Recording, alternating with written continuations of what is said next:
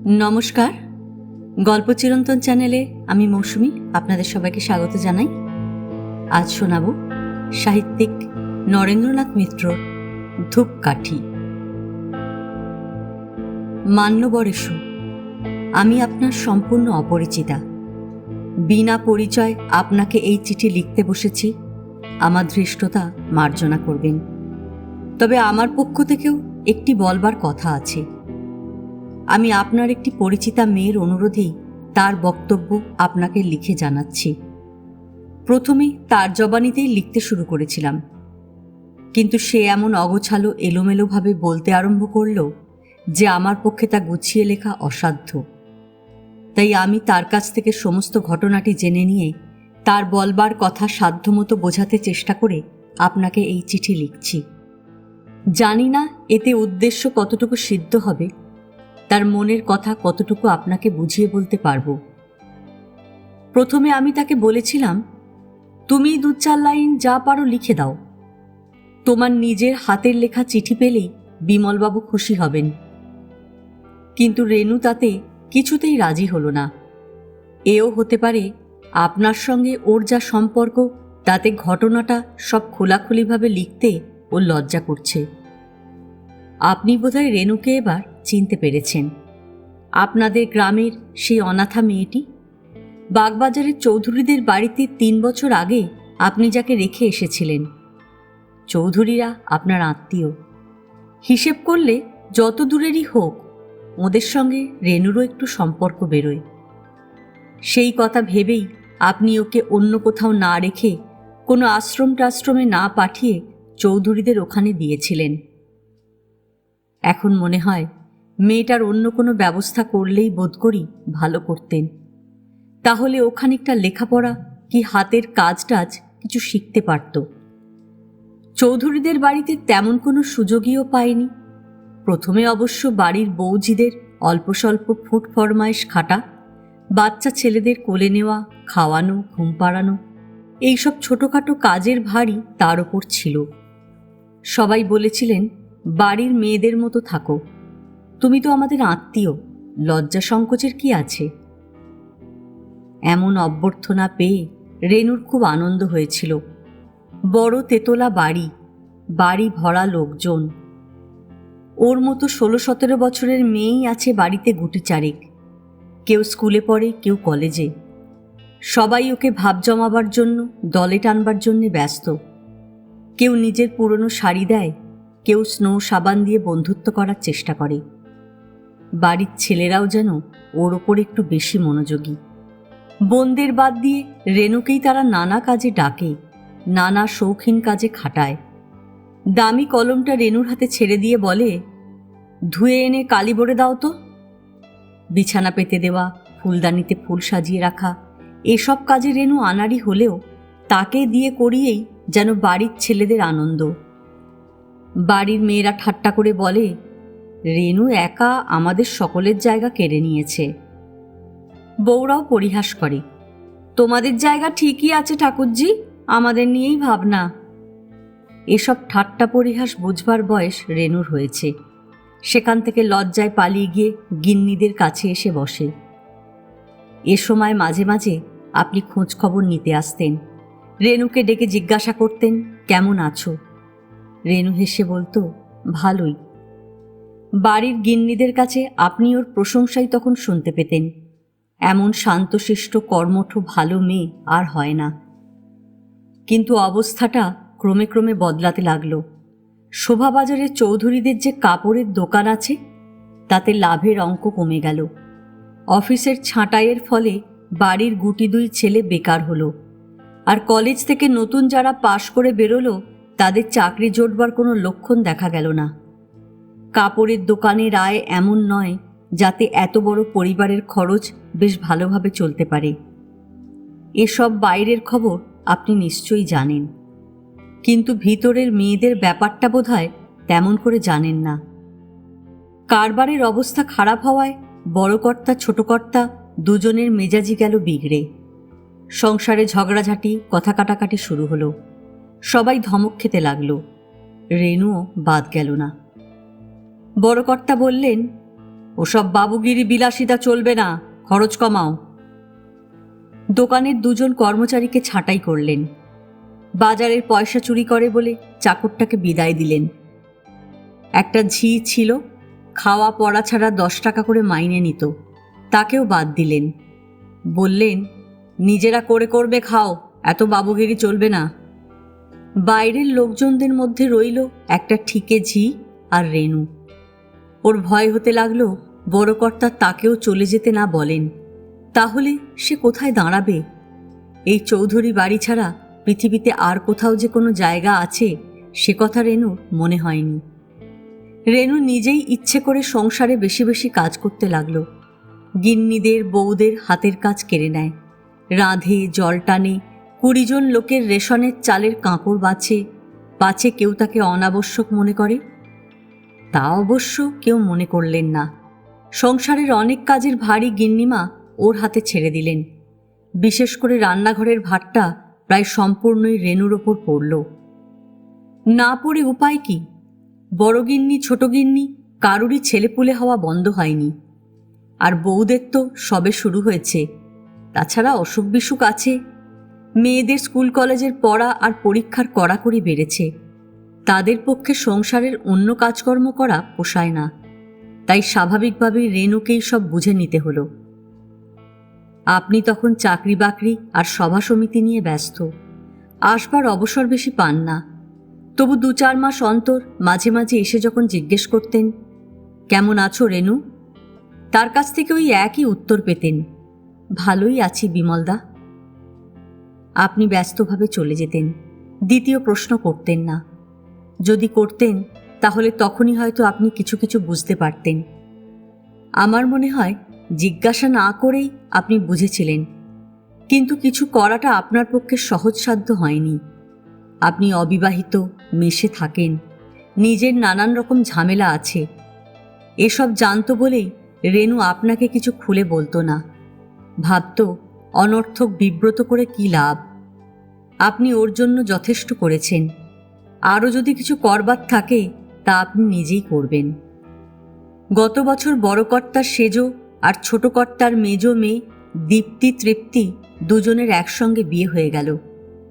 সেই বিয়েতে আপনি নিমন্ত্রণ খেতে এসে বড় গিন্নির কাছে রেনুর নামে প্রথম নালিশ শুনে যান।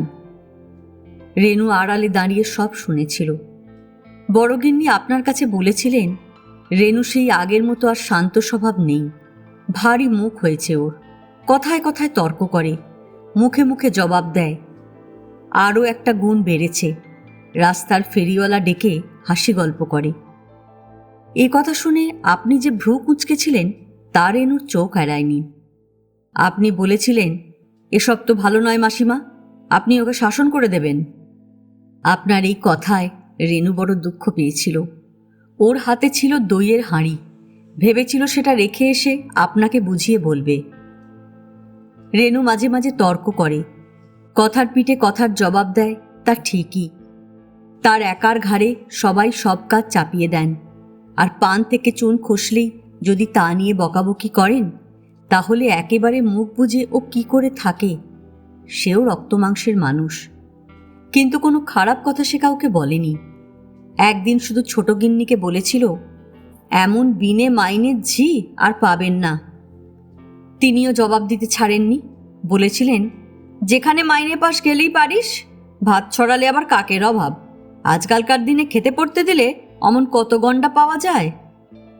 সব কথাই আপনাকে বলবে ভেবেছিল, কিন্তু গিয়ে দেখে আপনি বিয়ে বাড়ির পান মুখে দিয়ে চলে গেছেন।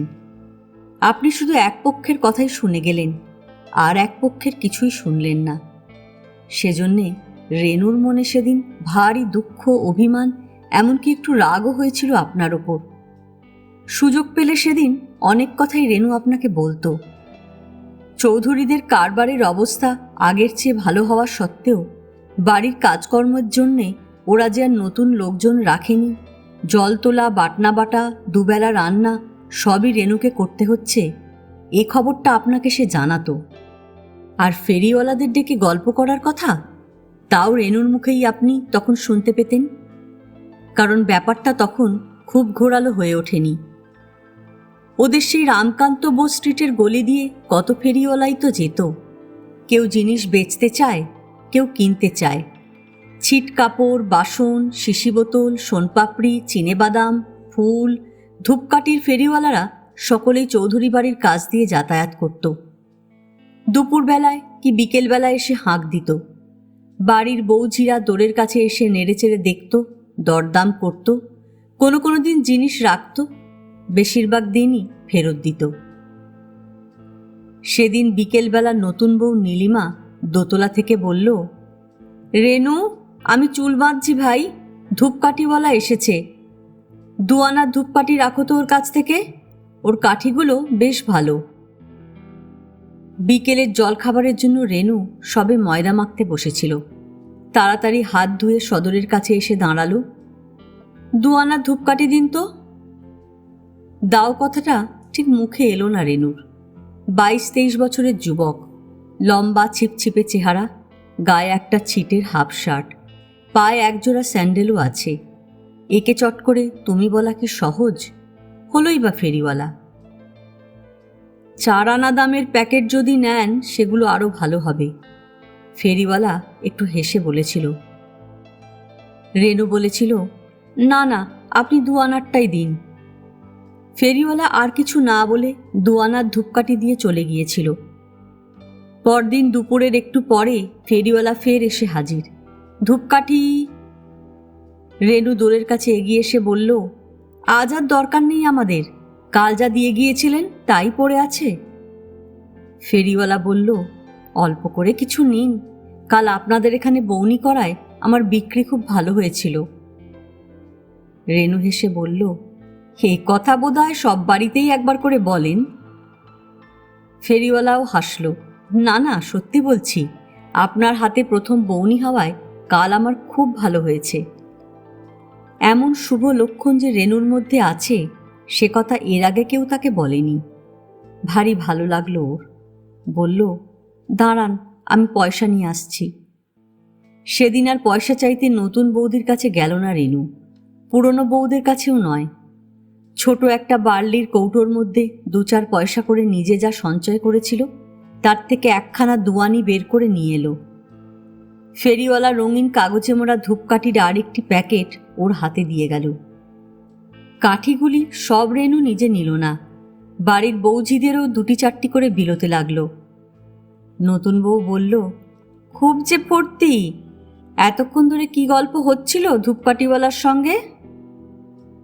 বারে, কি আবার হবে?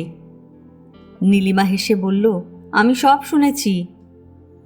বড়গিন্নি ধূপকাঠিগুলো দেখে রাগ করতে লাগলেন। এই তো কালও কতকগুলো কাঠি কিনেছ নতুন বৌমা, আজ আবার কেন মিছিমিছি পয়সা নষ্ট করলে?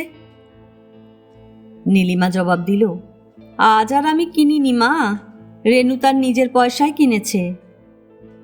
বড়গিন্নি জবাব দিলেন, নিজের পয়সা পরের পয়সা বুঝি নে বাপু, পয়সা তো সব এক জায়গা থেকেই আসে। বাড়ি শুদ্ধ সকলেই যদি এমন বিলাসী হয়ে ওঠে তাহলেই হয়েছে। কিন্তু বড়গিন্নির রাগ আর বকুনিতে রেনুর সেদিন মন খারাপ হলো না। তার কথার কোনো জবাব দিল না রেনু। সন্ধ্যাবেলায় বাড়ির কাজকর্ম সেরে গা ধুয়ে চুল বেঁধে 1খানা ধোয়া শাড়ি পরে নিজের ঘরে ধূপকাঠি জ্বালল। রান্নাঘর আর ভাড়ার ঘরের মাঝখানে ছোট্ট একটা খুপড়ির মতো জায়গা আছে, সেই ওর থাকবার ঘর। আগে অবশ্য দোতলায় একটি ঘরে ছোট ছেলে মেয়েদের সঙ্গেও থাকত, কিন্তু বাড়ির 2টি ছেলের বিয়ে হওয়ায় ও বাড়িতে ঘরের খুব অনটন হয়েছে। রেনু নেমে এসেছে এই নিচের ঘরে। সন্ধ্যাবেলায় সে ঘরে এই প্রথম ধূপকাঠি জ্বালল। খাওয়া দাওয়া চুকতে 11টা বাজল, সকলের ঘুমোতে 12টা, কিন্তু রেনুর চোখে ঘুম নেই। সে একটার পর একটা ধূপকাঠি জ্বেলেই চলেছে। তারপর রেনু প্রায় ধূপকাঠি রাখত। ধূপকাঠিওয়ালার সঙ্গে কিছু কিছু আলাপও চলত। এসব ধূপকাঠি কি নিজেরা তৈরি করা যায়, না বাজার থেকে কিনে আনতে হয়? টাকায় কত লাভ থাকে, ধূপকাঠিওয়ালা কখন বেরোয় কখন ফেরে, হলোই বা মা আর ছেলের সংসার, চলে কি করে, এই সব সাধারণ কৌতূহল, তুচ্ছ কথাবার্তা। বড়গিন্নি এইটুকুকেই অত বড় করে সেদিন আপনার কাছে লাগিয়েছিলেন, কিন্তু ব্যাপারটা গোপন রইল না। ধূপকাঠিওয়ালার সঙ্গে রেনুর এই ঘনিষ্ঠতা শুধু ওদের বাড়ির নয়, পাড়ার সকলেরই চোখে পড়ল। ধূপকাঠি এ পাড়ায় বিক্রি হোক আর না হোক, ছেলেটি রোজই আসে। রেনুও জানলার ধারে এসে দাঁড়ায়। রোজ দুজনের কথা হোক আর না হোক, যেন দেখা হলেই যথেষ্ট। সারাদিন নানা কাজকর্মের মধ্যে রেনু এই মুহূর্তটির জন্য প্রতীক্ষা করে। রোজ সেই বিশেষ সময়টিতে জানলার কাছে আসে, 1 প্যাকেট করে ধূপকাঠি নেয়। কিন্তু ফেরিওয়ালা আর পয়সা নেয় না। রেনুরও পয়সা দেওয়ার তেমন গরজ নেই। জানলার একটা শিক আপনিই ভেঙে গিয়েছিল। রেনু তাই বলে, কি সে নিজেই তুলে ফেলেছিল। চৌধুরীদের অভিযোগ তাই, জানি না। সেই বড় ফাঁক দিয়ে মাঝে মাঝে নাকি চায়ের কাপও রেনু ফেরিওয়ালার হাতে তুলে দেয়। ব্যাপারটা নিয়ে যে পাড়ায় নানান রকম কানাকানি হাসাহাসি চলছে, তা আমিও লক্ষ্য করেছিলাম। তারপর কালকের ঘটনার কথা বলি। শনিবারের অফিস সকাল সকাল ছুটি হয়ে গেছে। বাড়িতে কাজ আছে বলে আমি আর কোথাও না গিয়ে তাড়াতাড়ি চলে এলাম। কিন্তু আমাদের গলির মধ্যে ঢুকতে গিয়ে দেখি এগুতে আর পারিনি। ভিড়, গোলমাল, হইচই। সেই ধূপকাঠিওয়ালাকে ধরে চৌধুরী বাড়ির পালোয়ানের মতো দুটো ছেলে ঘুষির পর ঘুষি চালাচ্ছে। পাড়ার আর সব ছেলেবুড়োরাও তাদের সঙ্গে যোগ দিয়েছে। ফেরিওয়ালা সেই মাঠ ঠেকাতে ঠেকাতে বলছে, আগে আমার কথা শুনুন, আমরা বিয়ে করব ঠিক করেছি। পাড়ার সব মেয়ে পুরুষ হো করে হাসছে আর নানান রকম ব্যঙ্গ বিদ্রূপ করছে। একজন তরুণ ছেলে আর একটি তরুণীকে বিয়ে করবে, এর চেয়ে পরিহাসের ব্যাপার সংসারে যেন আর কিছুই নেই।